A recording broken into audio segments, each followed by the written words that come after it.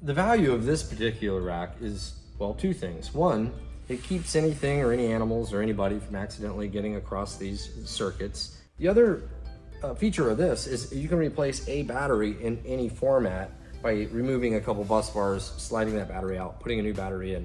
So when it comes to servicing a large energy format solution, this is going to be your way to go. So I want to explain the difference between the uni rack, which is all in one, as in one rack, and the modular rack, which is designed to be built in modules. And so we have these two racks. They slide on either end of the battery. They have holes in the bottom, which I like to use for fastening. Those holes are also designed to line up an index on the top of the other rack.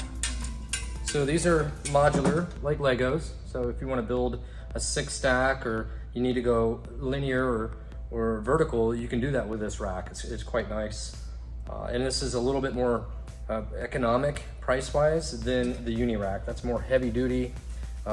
Casters and wheels are an option. To have the battery stack on wheels, it might not be something everybody's ready to do or need. The other benefit that we have with this modular build is we have these bus bars as an option in order to make building these batteries faster. And so these are designed for this spread. Also, the modular has 1.25 inch space between each battery.